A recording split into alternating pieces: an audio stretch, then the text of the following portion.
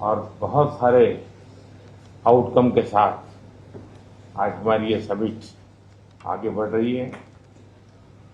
Excellency, आपकी यात्रा बहुत ही ऐतिहासिक है।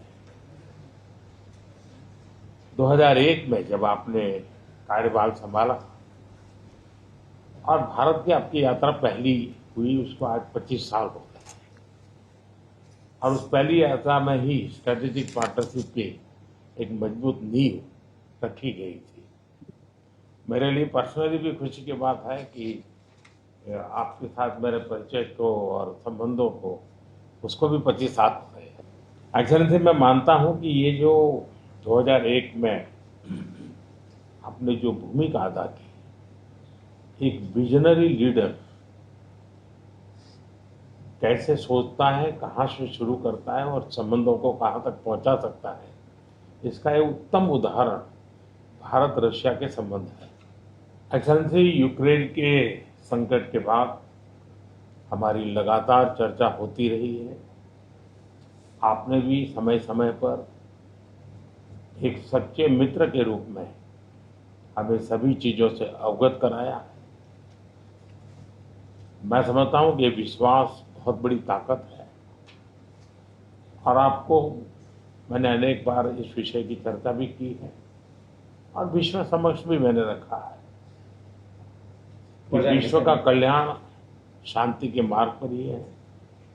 हम सबको मिलकर के शांति के रास्ते तलाशने चाहिए और पिछले दिनों जो प्रयास चल रहे हैं, मुझे पूरा विश्वास है कि विश्व फिर से एक बार शांति की दिशा में लौटेगा। एक्सेलेंसी, पिछले दिनों विश्व समुदाय के सभी नेताओं से जब भी मेरी बात हुई और उन्होंने जब विस्तार से मेरे चर्चा की, मैंने हमेशा कहा है कि भारत न्यूट्रल नहीं है, भारत का पक्ष है और वो पक्ष शांति का है। हम शांति के हर प्रयासों का समर्थन करते हैं और हम शांति के हर प्रयासों के साथ कंधे से कंधा मिला करके खड़े हैं। पूरे विश्व ने कोविड से लेकर के अब तक कई संकटों से गुजरा है।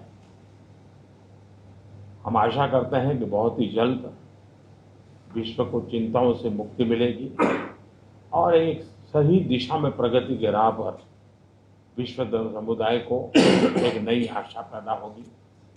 एक्सेलेंसी, मुझे पूरा भरोसा है कि आज दिन भर हम अनेक विषयों पर चर्चा करने वाले हैं।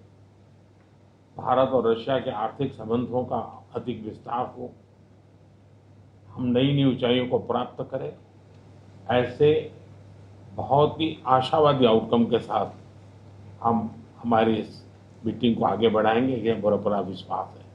माय फ्रेंड, मैं फिर से एक बार आपका फिर से बहुत बहुत स्वागत करता हूँ